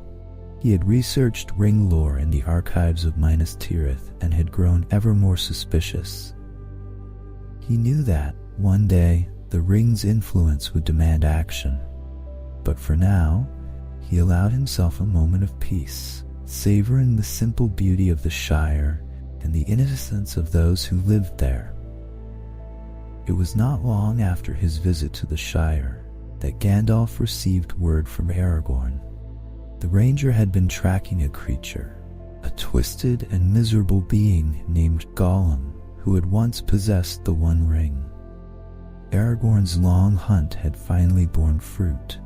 He had captured Gollum in the dead marshes and brought him, bound and wretched, to the woods of Mirkwood.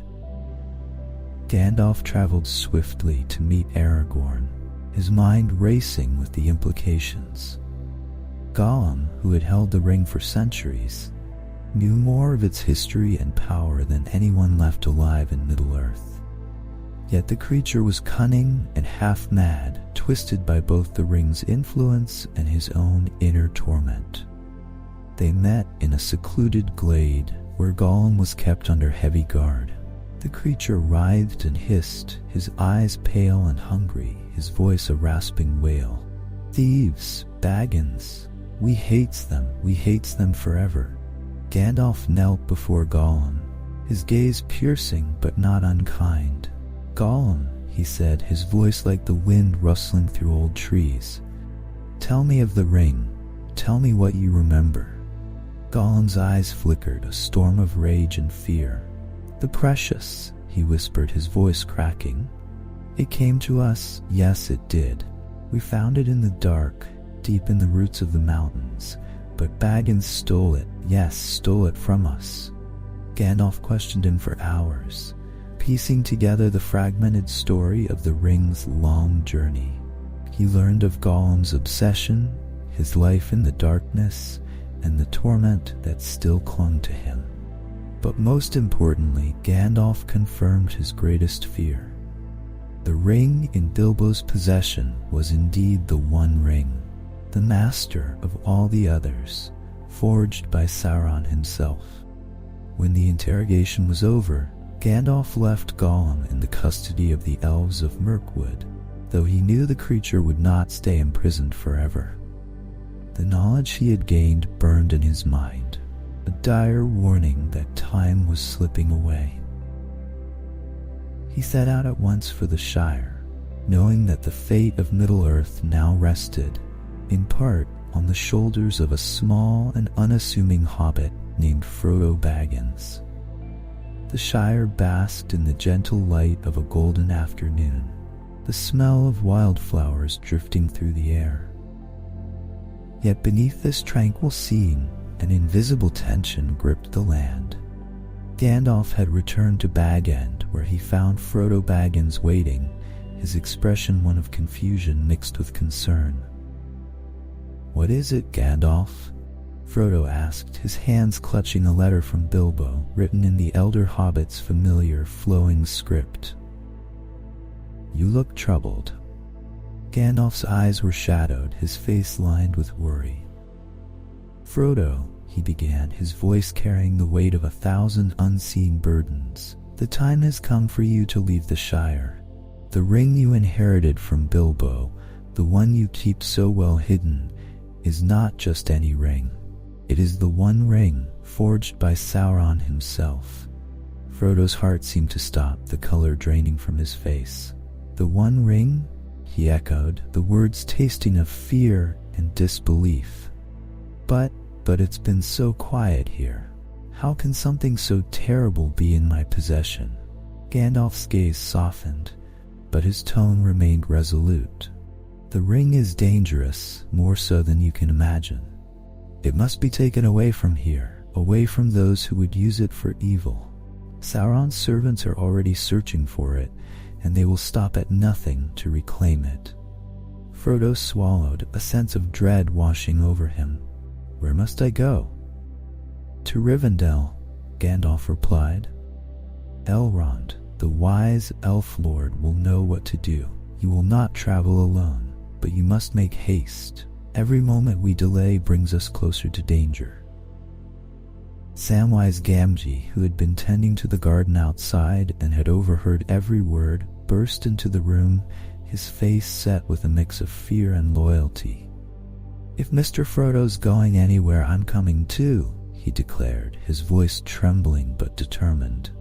"I won't let him go into danger alone." Gandalf couldn't help but smile, a flicker of hope breaking through his worry. "Very well, Sam," he said. Your loyalty will be needed more than you know." Preparations were swift but solemn. Frodo and Sam packed what provisions they could carry, and Gandalf laid his hand on Frodo's shoulder before they departed. "Trust in your strength, Frodo," he said, "and trust in your friends. They may yet prove your greatest weapon." Gandalf had planned to accompany Frodo on the journey to Rivendell, but fate had other plans.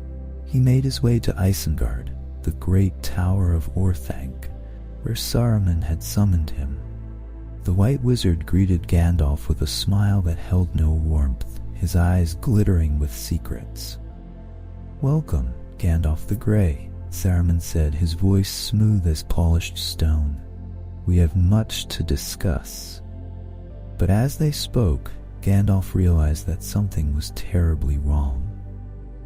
Saruman spoke of power and dominion, of how the age of the elves and men was ending, and how they must prepare for the dominion of Sauron, or seize power for themselves.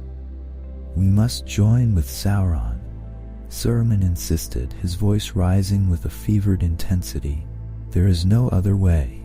The old world will fall, and only those wise enough to bend with the changing wind will survive." Gandalf's heart grew cold, and he stepped back, clutching his staff. "Have you lost your senses, Saruman? We are sworn to oppose Sauron, not join him." Saruman's face twisted with scorn. "You are a fool, Gandalf. You cling to old ways, to hope that cannot last. If you will not join me, then you will be imprisoned until you see reason." Before Gandalf could defend himself, Saruman struck with a spell of binding. Chains of shadow wrapped around Gandalf, and he was hurled to the top of Orthanc, the tower's pinnacle, cold and exposed to the howling winds. Days turned to nights, and nights into days, as Gandalf remained a prisoner, his heart filled with worry for Frodo and the ring. But even in despair, hope came to him. Gwaihir the Windlord, greatest of the eagles, came soaring over the tower, his wings cutting through the storm.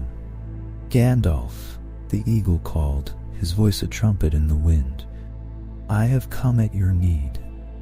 With Gwaihir's aid, Gandalf escaped, his spirit buoyed by the thought that perhaps all was not lost. Yet his freedom came at a cost. Saruman had betrayed them all, and now the race to protect the ring had become even more perilous. Gandalf rode like the wind, but he was too late to join Frodo and Sam as they left the Shire. Instead, Frodo and his companions, joined by Merry and Pippin, two more loyal hobbits who refused to be left behind, traveled through the wilds, facing perils they had never imagined. Black riders, the Nazgul, pursued them, their presence a cold shadow that seeped into the bones. The Nazgul were relentless, and their shrieks echoed through the woods, sending waves of terror that made even the bravest hearts falter. In the village of Bree at the Prancing Pony, Frodo and his friends encountered a mysterious figure, Strider, a ranger who seemed to know more about their journey than he should. "You can call me Strider," he told them, his voice low and full of hidden strength. "But I am a friend, and I mean to help you. The road to Rivendell is long and full of danger, and you will need all the aid you can get." Though wary at first, the hobbits soon learned to trust Strider, who guided them with a steady hand and a sharp eye. Together, they faced nights of terror and days of uneasy silence, the Nazgul never far behind. Strider's courage kept them moving, but even he could not shield them from all harm. At Weathertop, the company was attacked. Frodo, clutching the ring, found himself face to face with the Witch King, the leader of the Nazgul.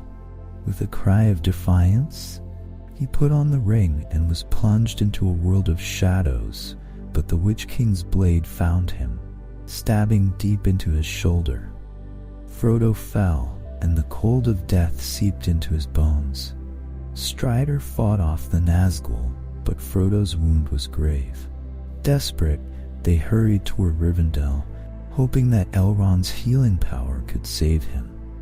Yet the shadow of the ring grew heavier, and Frodo's strength waned with each passing hour. When Gandalf finally arrived in Rivendell, he found Frodo alive but weak, saved by the skill of Elrond and the bravery of Strider. The House of Elrond was a haven of beauty and wisdom, where waterfalls sang and the air was filled with the scent of pine and ancient knowledge. Yet even here, the shadow of Sauron loomed. Elrond called a council, gathering representatives from all the free peoples, elves, dwarves, and men. Among them were Legolas, son of Thranduil, Gimli, son of Gloin, Boromir, son of Denethor, and of course, Strider, revealed now as Aragorn, heir of Isildur. The Council of Elrond convened in a great hall, sunlight streaming through arched windows as heavy words were spoken. "The ring cannot remain here," Elrond declared. "It must be destroyed, and there is only one place where that can be done, the fires of Mount Doom, where it was forged." The room fell silent, the weight of the task pressing upon them all. Boromir spoke, his voice full of the pride of Gondor. "Why not use the ring against Sauron?" he asked. "With its power, we could defend our lands and defeat him." Gandalf shook his head, his voice grave. "The ring cannot be wielded for good. It corrupts all who use it, bending them to Sauron's will. It must be destroyed, or all hope is lost." Frodo, who had listened in silence, found himself rising to his feet. "I will take the ring," he said, his voice trembling but determined, "though I do not know the way." A hush fell over the council, and Gandalf's heart swelled with both pride and sorrow. "You will have my help, Frodo," he said, stepping forward. "And mine," Aragorn added, his voice steady. Legolas, Gimli, and Boromir pledged their aid, and Sam, ever loyal, declared that he would not be left behind. Thus, the Fellowship of the Ring was formed, 9 companions bound together by a shared purpose, though the road ahead was fraught with peril. Gandalf looked upon the assembled fellowship, knowing that this was only the beginning. The fate of Middle-earth hung in the balance, and each step would bring them closer to the shadow, or to salvation. The journey southward took them through wild lands and ancient forests, the fellowship moving cautiously but with purpose. Gandalf led the way, his staff a beacon of light in the growing dark. The ring weighed heavily on Frodo, and the road to Mordor seemed impossibly long. Yet the companions held to their hope, bound by friendship and the resolve to do what must be done. Winter fell harsh upon the land, and the Fellowship attempted to cross the high pass of Caradhras. But the mountain, stirred by dark powers, lashed at them with snow and stone, forcing them to turn back. Their only remaining path lay through the mines of Moria, a place of shadow and memory. Gimli spoke of the great halls of his ancestors, eager to see the wonders of Khazad-dûm, but Gandalf's heart was troubled. He had known the dwarven kingdom in its glory, but he also knew of the darkness that had fallen upon it. As they entered the gates of Moria, an uneasy silence fell over the company. Inside, the grandeur of the Dwardelf was breathtaking, with pillars that rose like mighty trees, supporting a ceiling so high it seemed like the sky itself. But the beauty was marred by decay, and the silence was heavy, broken only by the echo of their footsteps. They soon discovered the tomb of Balin, Gimli's kinsman, and the grim truth of what had happened there. Orcs and a shadowy terror had driven the dwarves to ruin, and as Gandalf read the final words written in the Book of Mazarbul, a chill crept into his bones. "We cannot linger," he said, his voice tight with urgency. Their fears were soon realized. Orcs poured from the darkness, their eyes glinting with malice, and the Fellowship was forced into a desperate battle. Gandalf's staff flared with light, and Aragorn and Boromir fought side by side, their swords flashing. Yet even as they fought, a deeper shadow stirred. In the depths of Moria, a Balrog of Morgoth had awakened, a being of flame and shadow that filled the great hall with an ancient, smoldering terror. The company fled across the bridge of Khazad-dûm, but the Balrog pursued, its fiery whip cracking through the air. Gandalf turned to face the demon, his eyes blazing with defiance. "You cannot pass," he cried, planting his staff upon the bridge. "I am a servant of the secret fire, wielder of the flame of Anor. The dark fire will not avail you, flame of Udun." The Balrog roared, and the bridge cracked beneath its weight. Gandalf struck the stone with his staff, and the bridge shattered, sending the Balrog plunging into the abyss. But as it fell, its whip lashed out, catching Gandalf's ankle and pulling him down. "Fly, you fools," he shouted, and then he was gone, swallowed by the darkness. The Fellowship staggered out of Moria, their hearts broken and their hope dimmed. Frodo wept, and even Aragorn struggled to find the words to rally them. But as they mourned the loss of their guide and friend, they knew they had to continue. The quest to destroy the ring had become even more perilous, but they could not turn back now. Gandalf fell through darkness, the cold wind tearing at his cloak and the roar of the Balrog filling his ears. The pit seemed bottomless, yet he held fast to his staff and Glamdring, the elven sword that gleamed with a fierce blue light. The Balrog fell before him, its fiery wings flaring wide, and Gandalf knew this battle would be won for his very soul. They crashed into an underground lake, the freezing water quenching the Balrog's flames, but doing nothing to extinguish its malice. The shock of the icy water nearly claimed Gandalf, but he surfaced, gasping, just in time to see the creature rise again, steam hissing from its body as it burned with renewed fury. Gandalf fought with every ounce of his strength, Glamdring striking against the creature's fiery form. Sparks flew, and the cavern shuddered with the force of their battle. They ascended, climbing through ancient tunnels and caverns older than the world, their struggle unending and relentless. Time had no meaning in the depths of the world, only the clash of light and darkness. Finally, they emerged atop Ziraxigil, the peak of the misty mountains, where lightning split the sky and snow fell in blinding torrents. The Balrog, weakened but still deadly, raised its fiery whip and roared. Gandalf, his body worn and broken, summoned the last reserves of his strength. "You shall not defeat me," he raising his staff and Glamdring together. A bolt of lightning struck, and the peak exploded in a storm of fire and light. With a final defiant roar, the Balrog fell, its flames extinguished forever, and Gandalf, victorious but spent, collapsed into the snow. He drifted away, his spirit rising beyond the world, beyond time and space, where he heard the voice of Eru Ilúvatar. His purpose was not yet fulfilled, and so he was sent back, reborn and renewed, clothed in white and imbued with a power greater than he had ever known.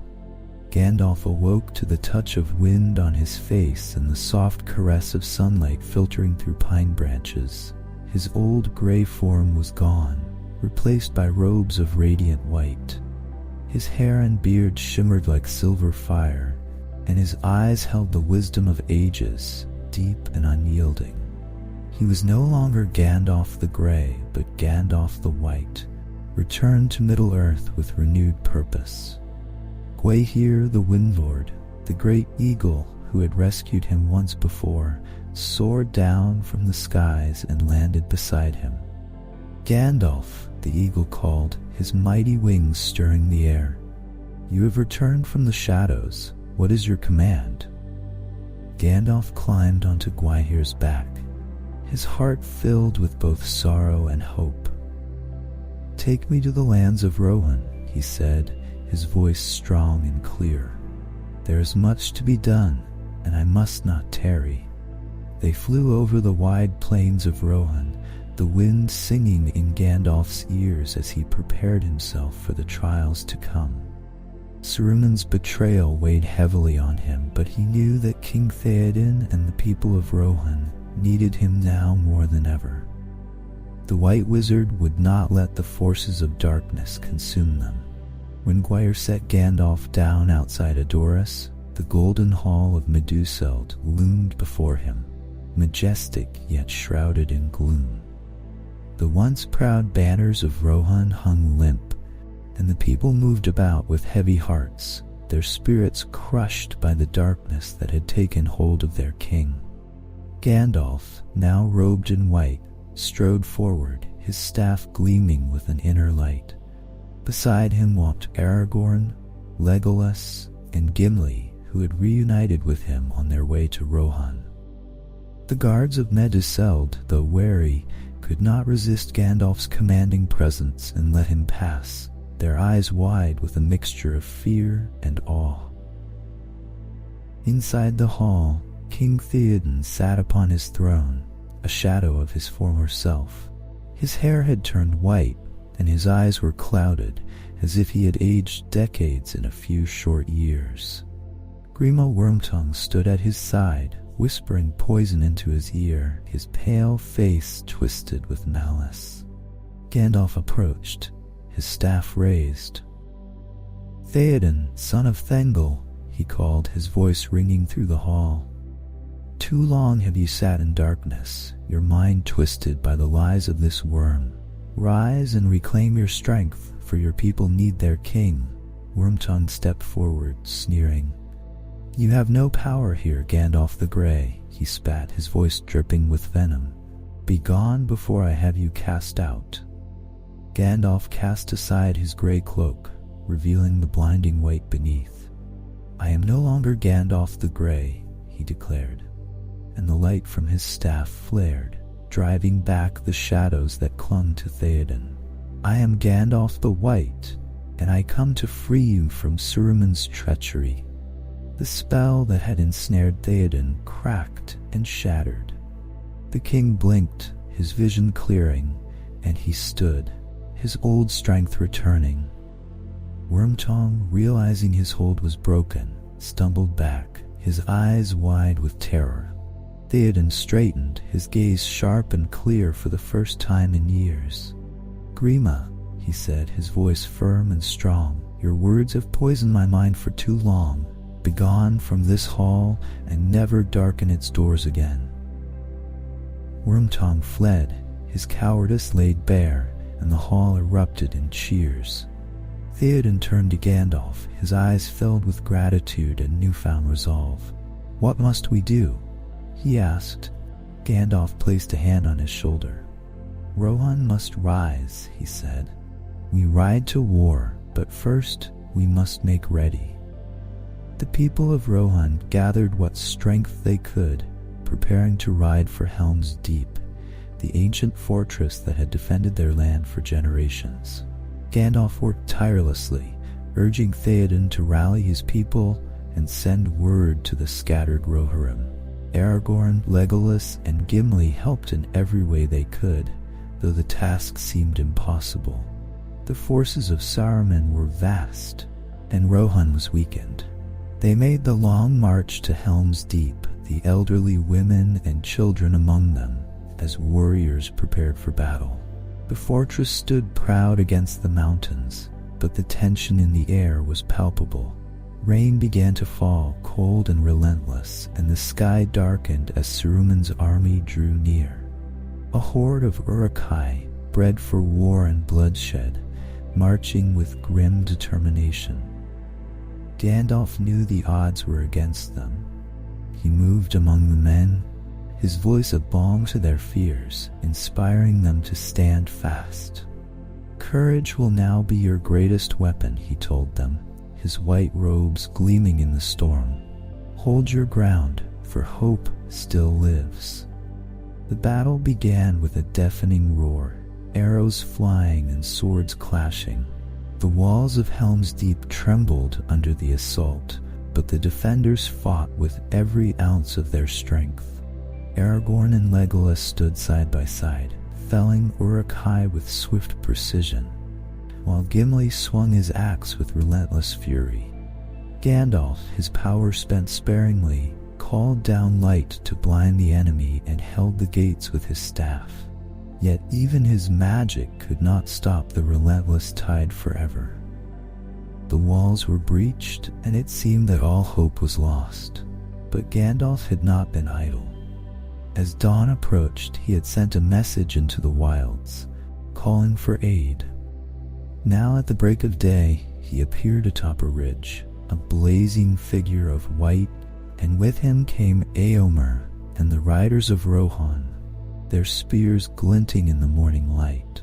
Riders of Rohan, Gandalf called, his voice echoing through the valley. Charge now and drive them back. With a thunderous cry, the riders descended, their charge a wave of fury that shattered the enemy's lines. Saruman's forces broke and fled, and the light of the sun burst over the field, banishing the last of the storm. Helm's Deep was saved, and the people of Rohan knew victory. Though Helm's Deep had been defended, Gandalf knew the war was far from over. Sauron's gaze was fixed on Gondor, and the full might of Mordor would soon be unleashed. He counseled Theoden and Aragorn to prepare for the final stand, but he also knew that they would need to do more than merely defend. They would need to draw Sauron's attention away from the true threat. The Ring-Bearer.